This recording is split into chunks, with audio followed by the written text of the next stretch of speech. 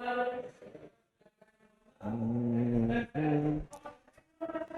दोस्तों, नमस्कार। Scholars study centre में आपका हार्दिक स्वागत है, अभिनंदन है। आप देख रहे हैं the third I daily editorial show. मैं आपका अपना होस्ट सतपाल गोदारा। आज है जो एक नया एडिटोरियल लेकर के हाजिर हैं। 7 अक्टूबर का द हिंदू न्यूज़पेपर से ये एडिटोरियल है। आपके यहाँ ओपिनियन एंड एडिटोरियल पेज पर आपको ये मिलने वाला है। अपने हमेशा की तरह इसमें नई वोकैब सीखते हैं जो हमारा रीडिंग कॉम्प्रिहेंशन बढ़ाती है और इंग्लिश लैंग्वेज को मजबूत बनाती है। तो चाहे आप एसएससी की तैयारी कर रहे हो या अन्य कोई सिविल सर्विसेज की तैयारी कर रहे हो जिसमें इंग्लिश लैंग्वेज का वेटेज रहता है, तो आपके लिए बहुत ही उपयोगी होने वाला है। तो आओ अपने अगला देखते हैं आर्टिकल आज का और उसकी वोकैब क्या रहने वाली है। तो आज की ग्लोसरी से पहला वर्ड है अपना कीटी। कीटी ये नाउन है, पार्ट ऑफ स्पीच में नाउन है। इसका मतलब होता है चंदा, कर संग्रह या बिल्ली का बच्चा। बिल्ली का जो बच्चा होता है उसे अपने छोटी बिल्ली होती है उसे भी किटेन कहते हैं। तो किटेन को भी प्यार से कीटी कहा जाता है इनफॉर्मल लैंग्वेज में। अब यहाँ कर संग्रह, इनका मतलब होता है कलेक्शन, जो किसी सामुदायिक कार्य के लिए किया गया इकट्ठा पैसा या सरकार द्वारा थोड़ा बहुत रेवेन्यू जुटाया गया है, उसको है जो किटी के अर्थ में कहा जाता है। A fund of money for communal. Communal का मतलब होता है सामुदायिक, इसे सांप्रदायिक न पढ़े, सामुदायिक कम्युनली यूज के लिए फंड इकट्ठा किया गया हो। और made up of contributions from A group of people, या लोगों के समूह से पैसा इकट्ठा किया गया हो जो किसी जनहित के कार्य के लिए होता है, तो उसे अपने आम भाषा में क्या कहते हैं, चंदा, कर संग्रह। सिनोनिम्स पेटी केस, पॉकेट मनी। अब इसके जो ये यूज हो गए, आपके पास थोड़ा बहुत पैसा है जो कि सामुदायिक यूज के लिए, तो आप कहोगे पेटी केस, या पॉकेट मनी जो कि स्मॉल अमाउंट ऑफ मनी होता है, तो उसके लिए भी आप जो केटी का प्रयोग कर सकते हैं। दूसरा इसका इस अर्थ में कि बिल्ली का बच्चा है, किटेन है, उसके लिए प्रयोग होगा। इस अर्थ में इसका अपोजिट हो जाएगा डेट रन, यानी कलेक्शन की बजाय आपके क्या है, डेट हो गया है या मिसट्रस्ट हो गया है। What about GST kitty. तो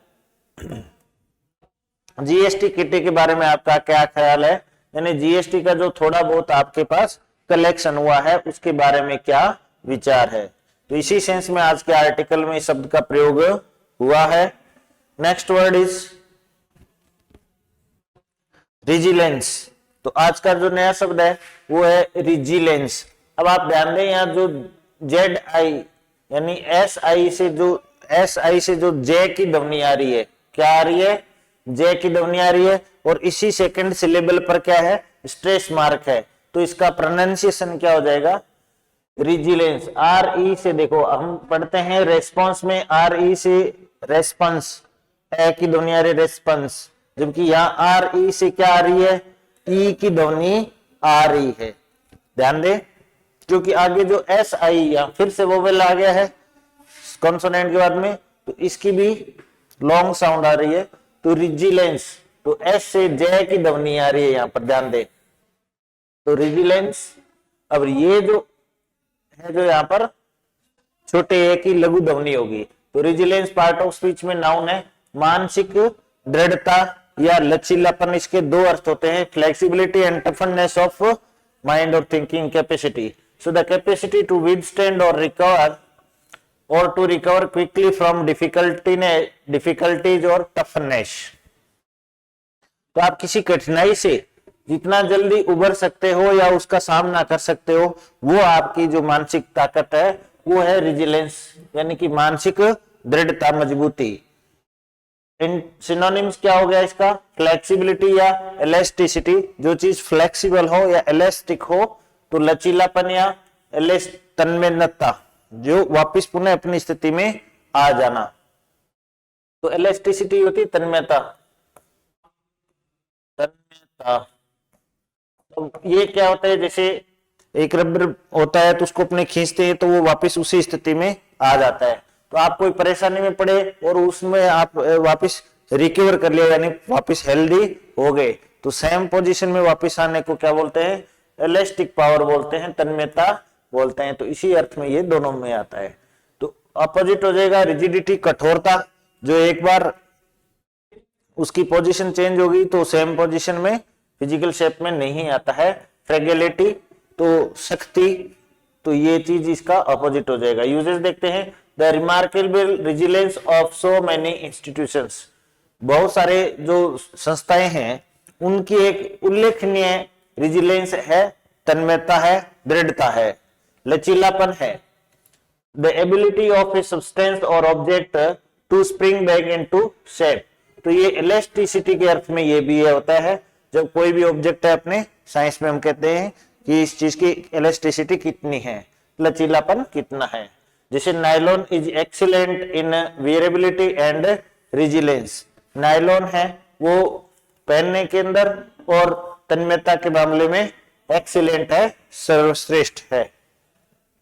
ये इसका मीनिंग हुआ। Next word is discernible. Discernible, अब इसमें आप डालेंगे डिसर्निबल, जो रे की ध्वनि है वो यहाँ नहीं दिख रही है, इसका मतलब रे यहाँ साइलेंट है। तो डिसर्निबल, डिसर्निबल, जैसे बर्ड होता है अपने BIRD बर्ड, तो अब इसमें आप ध्यान दें, ब्रिटिश इंग्लिश होती है उसके अंदर इसका क्या होता है? साउंड नहीं होता है, तो उसको अपने विलोप कर देते हैं ऐसे। जबकि अमेरिकन इंग्लिश होती है वहां पर इसको क्या किया जाता है? प्रोनाउंस किया जाता है। तो बर्ड भी बोलते हैं और वर्ड भी बोलते हैं, कौन? अमेरिकन्स। जबकि ब्रिटिश इंग्लिश है, नेटिव जो ब्रिटिश है वो रे की साउंड नहीं करते हैं, जब इन बिटवीन होता है तो उसे बोलते हैं बर्ड, वर्ड, ऐसे। तो इसका आप ध्यान रखें। तो यहाँ ये साइलेंट है। सो पार्ट ऑफ स्पीच में एडजेक्टिव है discernible, that is visible and noticeable, जिसे देखा जा सके या समझा जा सके, नोटिस किया जा सके, ध्यान में आ जाए, तो दोनों अर्थों में डिसर्निबल का प्रयोग होता है।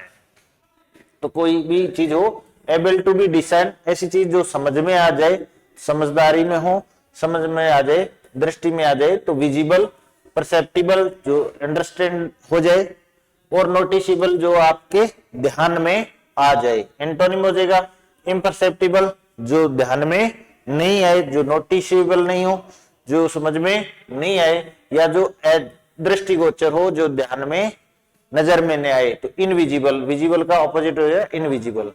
The scandal had no discernible effect on his career, कि कोई स्कैंडल हुआ, घोटाला घपला हुआ, उसका उसके कैरियर पर कोई भी नोटिशिएबल, विजिबल इफेक्ट, प्रभाव नहीं होगा।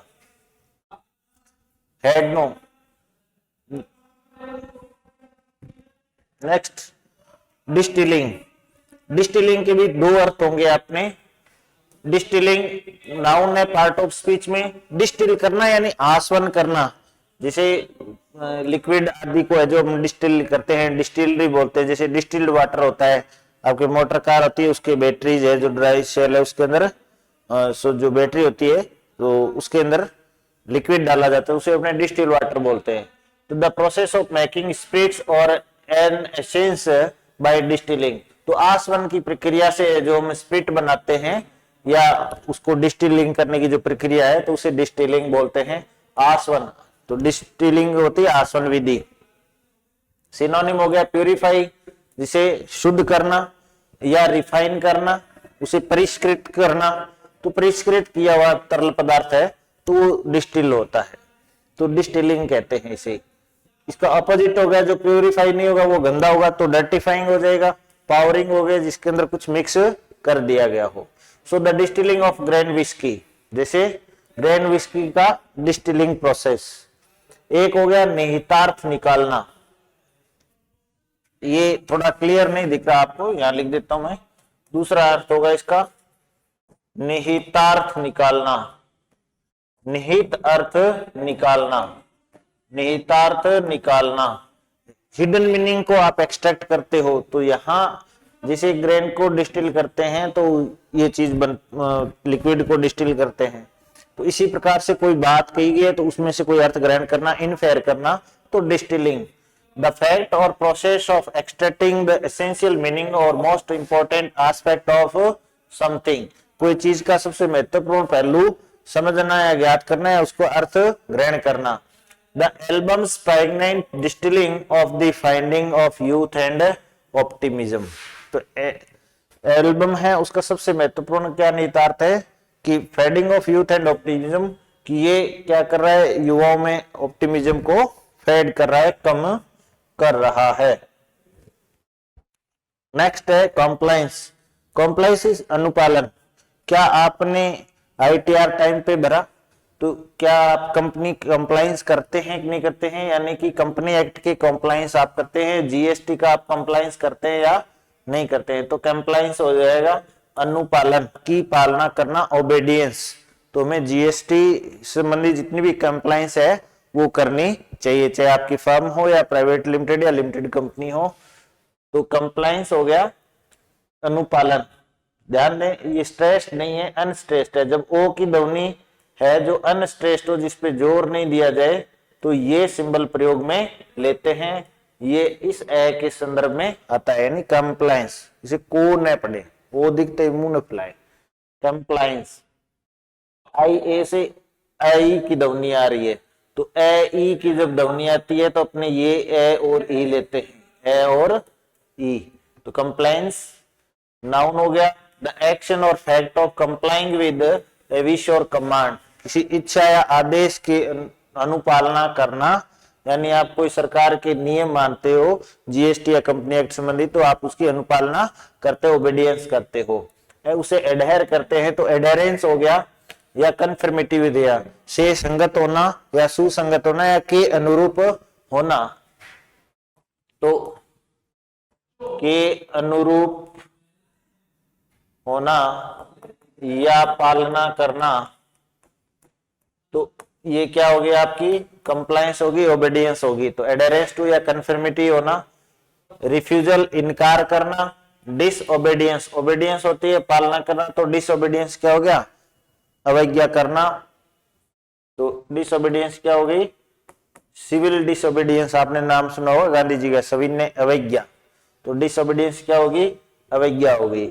The ways in which the state maintains order and the compliance, जो तरीके जिसके माध्यम से राज्य क्या करता है, ऑर्डर और कंप्लायंस, आदेश और अनुपालना को मेंटेन करता है। Next one is gauge. अब देखें आप, गेज GAU, GAU, AU से ए की ध्वनि आ रही है, किसकी आ रही है, ए की ध्वनि है, तो गेज। और GE से जे की साउंड आ रही है, जिसे अपने पहले बताया था जज, जेंटल। जब GE या S की ध्वनि जे आए तो ये सिंबल होता है, तो ये इसका प्रोनाउंसिएशन हो गया गेज नाउन। तो ये मापक होता है, ये आप शब्द आप दैनिक जीवन में बहुत प्रयोग करते हैं, एयर प्रेशर करने के लिए अपने गेज होता है, या दूसरे कोई ऑब्जेक्ट और डिवाइस एक जिसे है, तो दो इसका वर्ब और नाउन दोनों के रूप में प्रयोग हो सकता है। तो नाउन के रूप में हो गया ये मापक, an instrument that measure and gives a visual display of the amount, level और कंटेंट्स ऑफ समथिंग, कोई भी चीज है उसकी मात्रा, स्तर या उसके अंदर क्या क्या चीजें हैं वो बता सके, तो उस इंस्ट्रूमेंट यानी डिवाइस को क्या कहते हैं, गेज कहते हैं। तो ये ऐसी डिवाइस क्या कहलाएगी, ऐसी युक्ति या उपकरण है वो गेज कहलाएगा। तो गेज, फ्यूल गेज, आप फ्यूल मापने के लिए मेजरमेंट करते हो कि इसमें कितने लीटर ईंधन है, तो आप फ्यूल गेज बोलेंगे। तो इसे बोल सकते हैं अपने इंडिकेटर, डायल या स्केल या मेजरमेंट। अब गेज क्या करता है, एग्जैक्ट आपको डाटा देता है, सही सही देता है। अब जो सही सही नहीं होगा तो वहां अपने क्या करेंगे, अंदाजा लगाएंगे। तो क्या हो गया, एस्टिमेट करना, गैस करना, अनुमान करना। और वर्ब के रूप में इसका हो जाएगा मापन करना, मापना या तोल करना। तो एस्टिमेट और determine the amount, the level और वॉल्यूम ऑफ समथिंग, तो ये वर्ब के रूप में इसका अर्थ हो जाएगा मापना। Astronomers can gauge the stars intrinsic brightness. Astronomers हैं, खगोलवेत्ता हैं, वे क्या करते हैं, स्टार्स की है जो इंट्रिंसिक आंतरिक ब्राइटनेस जो चमक होती है उसको माप सकते हैं, गेज कर सकते हैं। ये इसका वाक्य में प्रयोग हो गया। Next sentence translate into phrasal verb है। ट्रांसलेट का वैसे अर्थ होता है अनुवाद करना, जैसा कि आप जानते हैं, बट फ्रेजल वर्ब के अंदर इसका अर्थ होगा to lead to something as a result और रिजल्ट इन, का परिणाम होना, में रूपांतरित होना। तो ट्रांसलेट इनटू का हो जाएगा परिणाम होना, परिणति होना या का परिणाम होना। So competition often translates into lower cost to the consumer. अगर हम क्या है प्रतिस्पर्धा करते हैं तो प्रतिस्पर्धा अक्सर क्या होती है, ट्रांसलेट्स इनटू लोअर कॉस्ट। तो प्रतिस्पर्धा का परिणाम क्या होता है कि मूल्य गिर जाते हैं। अब एक दो प्लेयर होंगे तो उसमें उनकी मोनोपोली होती है, उनका एकाधिकार होता है, जबकि प्रतिस्पर्धा होगी एक ही जो काम करने वाले क्षेत्र के अंदर बहुत सारी कंपनीज होंगी तो उनमें आपस में कंपटीशन होगा, और कंपटीशन क्या करता है, ट्रांसलेट्स इनटू लोअर कॉस्ट। तो उसका रिजल्ट होता है लीड्स टू, तो की ओर बढ़ना या का परिणाम होना। तो प्रतिस्पर्धा का परिणाम क्या होता है, कॉस्ट कम होती है। Artistic success doesn't always translate into financial success. अब आर्टिस्टिक सक्सेस, कला के क्षेत्र में जो सफलता है वो जरूरी नहीं कि हमेशा ही है जो वित्तीय सफलता में परिणित हो जाए। तो ट्रांसलेट इनटू में परिणित होना, रिजल्ट इनटू या लीड टू समथिंग। तो आई डू होप आपको ये अच्छी तरह समझ में आई। अब आगे नेक्स्ट वर्ड देखते हैं आज का। ठीक है, अब आगे अपना एडिटोरियल। आज का एडिटोरियल है कॉर्टेसी द हिंदू से रेवेन्यू रिडल्स, राजस्व की पहेलियां। रेवेन्यू रिडल्स, रेवेन्यू यानी राजस्व और रिडल होता है पहेली, पजल। तो पजल्स ऑफ रेवेन्यू, तो revenue riddles on GST goods and service tax inflows and areas of concern. अब इसमें जीएसटी की जो इनफ्लो है, जीएसटी का जो कलेक्शन है उस पर, और areas of concern amid broadly healthy GST inflows some trends need greater scrutiny. Amid broadly healthy GST inflows, amid होता है के मध्य, व्यापक रूप से जीएसटी का जो कलेक्शन है वो हेल्दी है, अच्छा है, बढ़ रहा है, उसके बीच में जो कुछ ट्रेंड्स चल रहे हैं उनकी ग्रेटर जांच करने की आवश्यकता है, स्क्रूटिनी करने की आवश्यकता है, पड़ताल करने की आवश्यकता है। Halfway through the financial year, halfway through the financial year. अब आप जानते हैं फाइनेंशियल ईयर, कुछ चीजें कंसेप्ट आपको क्लियर होनी चाहिए चीजें पढ़ने के लिए। वित्तीय वर्ष है, आप जानते हो अपने यहाँ जो 1 अप्रैल से लेकर के 1 अप्रैल से लेकर के 31 मार्च तक का होता है। कोई भी साल होता है तो उसमें 1 अप्रैल से लेकर के 31 मार्च तक का वित्तीय वर्ष होता है। ये सामान्य वर्ष 1 जनवरी से 31 दिसंबर का नहीं होता है। तो वित्तीय वर्ष 1 अप्रैल से 31 मार्च तक का होता है। तो इस जो टर्म जो अवधि है इसको फाइनेंशियल ईयर कहा जाता है, वित्त वर्ष कहा जाता है। तो इसका लगभग आधा हिस्सा निकल चुका है, हाफ वे, यानी 6 महीने निकल चुके होते हैं। तब इसमें क्या है, हाफ वे, अब सितंबर आ गया तो मार्च अप्रैल से लेकर के ये, तो half way through the financial year India's gross total revenues from the goods and service tax GST stand at over rupees 9.92 lakh crore. तो आधा साल बीतने इंडिया का जो सकल, ग्रोस यानी सकल, आज ये कॉमर्स की आपको शब्दावली अच्छी तरह से समझाएंगे, काम आएगी।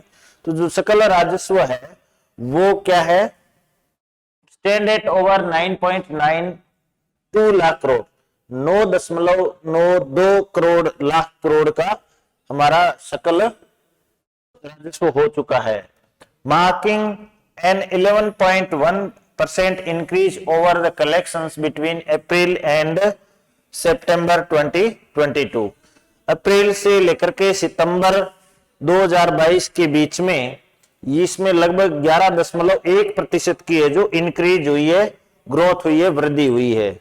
द एवरेज मंथली रेवेन्यूज इन 2023-24, जो एवरेज औसत जो मासिक जो राजस्व है जो 2023-24 के अंदर आर ए हेल्दी, वो बहुत ही स्वस्थ है, अच्छा है। हेल्दी का मतलब अच्छा है, बढ़िया है। रुपीज 1,65,480 करोड़, 1,65,418 करोड़ रुपए का कलेक्शन हुआ है। With 4 of the 6 occasions that the GST kitty has crossed rupees 1.6 lakh crore occurring in this fiscal। तो ये इस वित्तीय वर्ष के अंदर जो हुई घटनाएं है उसमें 1.6 लाख करोड़ का इसने क्रॉस कर चुका है। 1.6 लाख करोड़ यानी 1,60,000 का आंकड़ा ये छठी बार इसने क्रॉस किया है। विद 4 ऑफ द 6 occasion, 6 में से चौथा अवसर है जब जीएसटी किटी स्मॉल अमाउंट, अब ये 1,60,000 करोड़ को भी ये छोटी सी सरकार के मामले में देखा जाए तो क्या अमाउंट, ये स्मॉल अमाउंट है। अब हमने जैसे पहले पढ़ा था किटी का मतलब होता है अमाउंट, जो कलेक्शन है जो कम्युनल यूज के, सामुदायिक यूज की, तो ये टैक्स कलेक्शन है। तो ये 1,60,000 करोड़ सरकार के लिए भी छोटी सी आमदनी है, तो इसको क्या कहा गया है, किटी कहा गया है। ये सरकार के लिए जैसे अपने पास पॉकेट मनी होती है तो गवर्नमेंट के लिए पॉकेट मनी के समान है। Crossed 1.6 lakh crore occurring in this fiscal, जो कि इस वित्तीय वर्ष में अकरिंग यानी हुआ है, कलेक्ट हुआ है eight almost rupees 1.63 lakh crore. September GST collections were a tad bit low the average। ये क्या था, 1.63 लाख करोड़ का जो जीएसटी कलेक्शन है, सितंबर का जो जीएसटी कलेक्शन है ये थोड़ा सा कम था। A tad below the average, average से थोड़ा सा कम था, स्मॉल अमाउंट थी। बट 2.3% ओवर अगस्त इनफ्लोज, लेकिन अगस्त की जो इनफ्लो था जीएसटी कलेक्शन था उसे 2.3% ज्यादा था। That had marked a 3 month low, जो कि 3 महीने के अंदर सबसे कम था। इसमें थोड़ा डेटा वाइज है तो इन चीजों का विशेष अलर्ट होकर के पढ़ने का प्रयास करें। Next one, with the festive season kicking in, kick out और किक इन, ध्यान है ना, किक आउट और किक इन। तो किक आउट बाहर फेंकना और किक इन अंदर आने देना। तो जब फेस्टिव सीजन है, जब निकट आ रहा है, यानी त्योहारी सीजन की निकटता होना, तो जब त्योहारी सीजन पास में आ रहा है तो यहाँ किकिंग इन का मतलब होता है पास में होना या निकट होना, निकट होना। तो त्योहारी सीजन जब पास में नजदीक आ रहा है, collections over rupees 1.6 lakh crore में परसिस्ट थ्रू दिस क्वार्टर। तो ये जो 1.6 लाख करोड़ का जो रेवेन्यू है ये हो सकता है परसिस्ट, बना रहे थ्रू दिस क्वार्टर, इस तिमाही में भी। तो क्वार्टर का मतलब हुआ तिमाही, जब वित्तीय वर्ष के अंदर क्वार्टर का मतलब तिमाही। आज मैं आपको बताता हूं वर्ड ऑफ द डे। आज का हमारा वर्ड ऑफ द डे रहना हुआ क्वार्टर। तो QUARTER क्वार्टर। अब और एक हो गया क्वार्टर्स और एक हो गया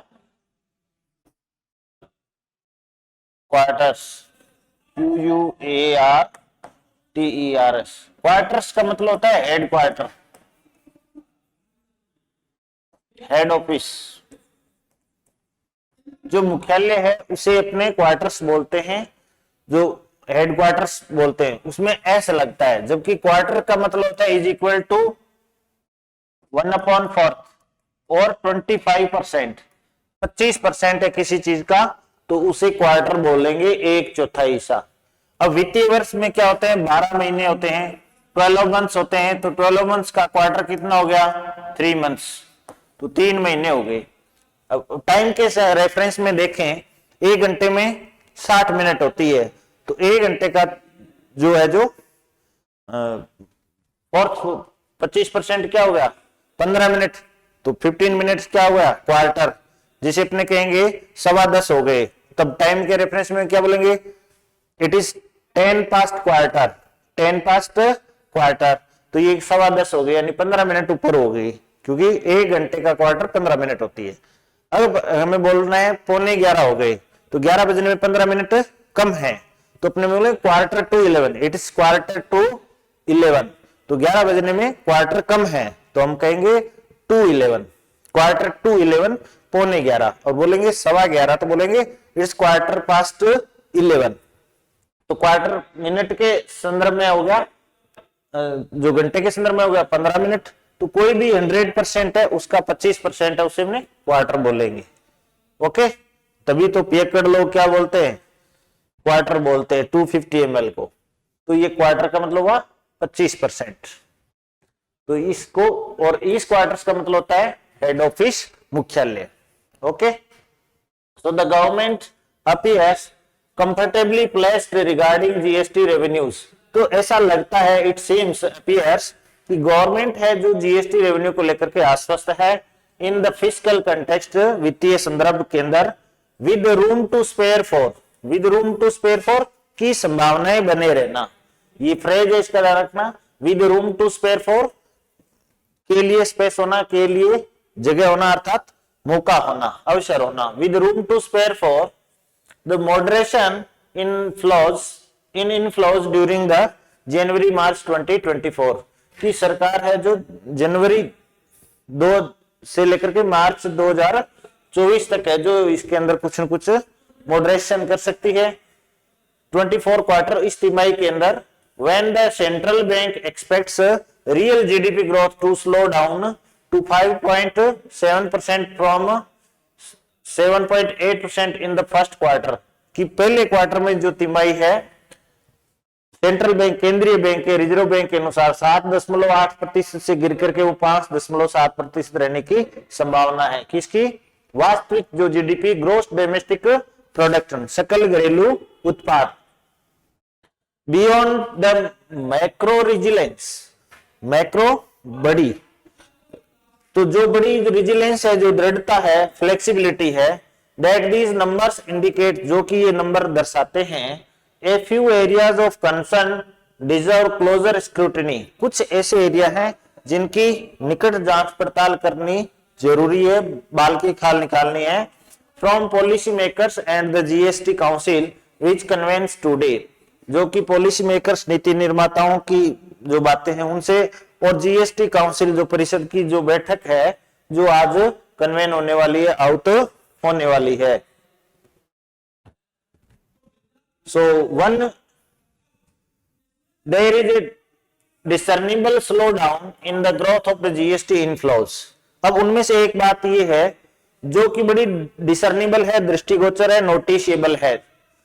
एक बात है जो बिल्कुल नोटिशिएबल है, स्लो डाउन की, उसके अंदर कमी आ रही है, ह्रास हो रहा है, धीमी पड़ रही है। Growth of GST inflows, GST का जो इनटेक है, इनफ्लो का मतलब है इनटेक, जीएसटी की जो आमदनी है वो कम हो रही है, कलेक्शन कम हो रहा है, टैक्स कम आ रहा है। विच ड्रॉप टू 10.2% इन सितंबर, जो कि सितंबर में 10.2% तक ड्रॉप हो गया, गिर गया, कम हो गया। द स्लोवेस्ट अपस्टिक सिंस जुलाई 2021, और ये जुलाई 2021 से अब तक का सबसे कम है। The average growth between July and September dipped to 10.6% in the second quarter from 11.5% in the first। जो फर्स्ट क्वार्टर के अंदर 11.5% थी पहली तिमाही के अंदर, वो सेकंड क्वार्टर में गिर करके 11.5 से गिर करके कितना आ गया, 10.6%। तो इसमें ग्रोथ डाउन हुई। So growth from the domestic transactions and services. अब ट्रांजेक्शंस का यहाँ वित्तीय अर्थ में, कॉमर्स की भाषा में होता है लेन देन। तो जो डोमेस्टिक, घरेलू, जो घरेलू लेन देन होता है, यानी कि विद इन आवर कंट्री, हमारे देश के अंदर अंदर जो वित्तीय लेन देन होता है और जो सेवाएं हैं, services imports has slowed to 14% over the past 2 months। पिछले 2 महीने की अगर तुलना करें तो 14% तक गिर गया है, स्लो टू 14%, तो गिर करके 14% पर आ गया। फ्रॉम 18% इन जून, जून के अंदर जो 18% था वहां से गिर करके वो 14% पर आ गया है। तो इसमें भी 4% की कमी आई है। So it is important to note that, ये ध्यान देना महत्वपूर्ण है कि revenues in September based on the transactions undertaken in August. अगर हम सितंबर के ट्रांजैक्शन की बात करें जो कि अगस्त के महीने में हुए, also include pending dues from the businesses, जिसके अंदर बिजनेसेस के जो पेंडिंग बकाया थे वो भी शामिल थे, since the start of the GST regime in 2017-18, 2017-18 में जब से जीएसटी का जो शासन लागू हुआ, जीएसटी के नियम लागू हुए, तब से ही। As the deadline to remit them was September 30, क्योंकि उनको रेमिट करने की जो डेडलाइन थी वो 30 सितंबर थी। तो डेडलाइन का मतलब होता है अंतिम तिथि, लास्ट डेट। डेडलाइन हो गया लास्ट डेट, और रेमिट का मतलब हो गया एग्जेम्प्ट, छूट देना। तो ये जो छूट की जो डेडलाइन थी वो क्या थी, 30 सितंबर थी, उसके बावजूद भी ये हालत थी। नेक्स्ट वन इज मोरओवर, इससे भी ज्यादा मोरओवर, जब आप एम्फेसाइज करने के लिए लिंकर्स वर्ड का यूज करते हैं अपने, तो राइटिंग में भी इसका ध्यान रखें। ई इनवॉइसिंग, ये ई इनवॉइसिंग या ई वे बिल, ये क्या होती है, आपकी फ्रेज होती है, तो इसको भी आप ध्यान में रखें। जैसे ये आ रहा है ई वे बिल्स, तो e way, e stands for electronic, electronic, तो ये इलेक्ट्रॉनिक विधि से, यानी डिजिटल पेमेंट जो अपने करते हैं आजकल, डिजिटल बिल बनाए जाते हैं, तो बिल्टी भी काटी जाती है तो डिजिटल होती है। तो इनवॉइसिंग, तो जो बिल बनते हैं, तो ये e invoicing became a mandatory, mandatory is compulsory, mandatory is compulsory, तो ये क्या है, अनिवार्य है। तो e invoicing became mandatory for all the firms with a turnover of over ₹5 crore since August 1st। अब 1 अगस्त से लेकर के क्या है, 5 करोड़ से अधिक का जिनका टर्नओवर है, सकल व्यवसाय है, उन सभी फर्म्स, उन सभी कंपनियों के लिए ई इनवॉइसिंग करना अनिवार्य है कि 1 अगस्त के बाद से जिसका सालाना टर्नओवर 5 करोड़ से ऊपर है, उनको डिजिटली इनवॉइस बनाना, ई इनवॉइस बनाना अनिवार्य है। अब यहां टर्नओवर का मतलब होता है सकल व्यवसाय, एक वित्तीय वर्ष में किया गया कुल व्यवसाय रेवेन्यू कलेक्शन, सेल। तो एक वित्तीय वर्ष में की गई कुल सेल कितने रुपए के बराबर है, उसे टर्नओवर कहा जाता है। यहां पर ओवर यानी से ज्यादा, अकेले ओवर का मतलब है से ज्यादा, तो इसको ध्यान में रखना। तो there was another compliance push at work, तो ये एक अनदर कंप्लायंस थी, अनुपालन था जिसको बढ़ाना था।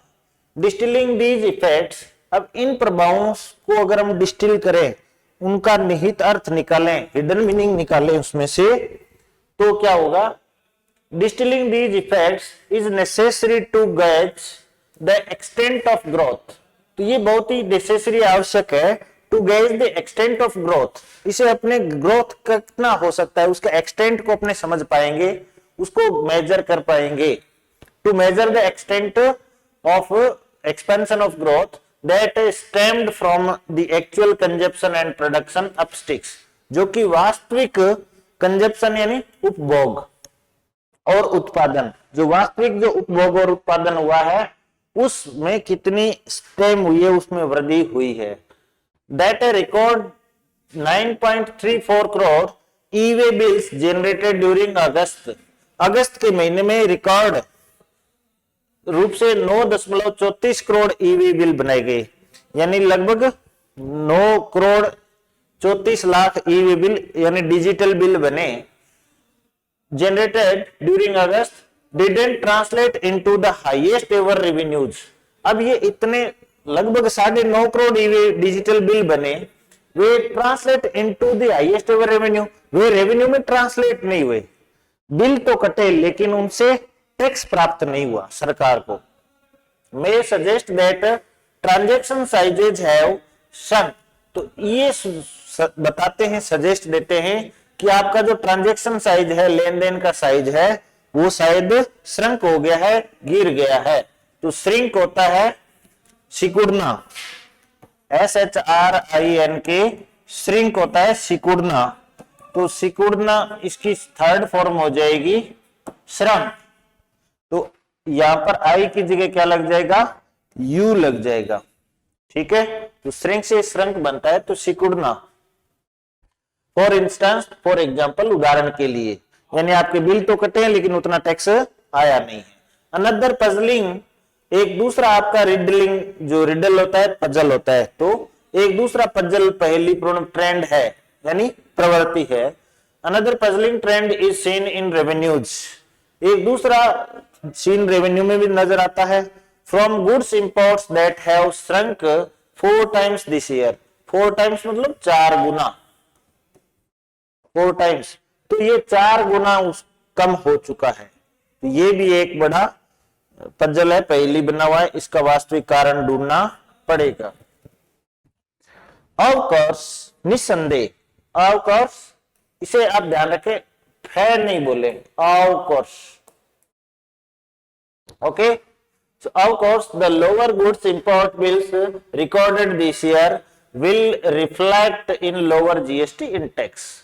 तो निस्संदेह जो कम गुड्स इंपोर्ट होगा, अगर गुड्स इंपोर्ट यानी वस्तुओं का जो आयात है उनके जो बिल है वो कम होंगे, सो lower goods import bills recorded this year will reflect in lower GST intact.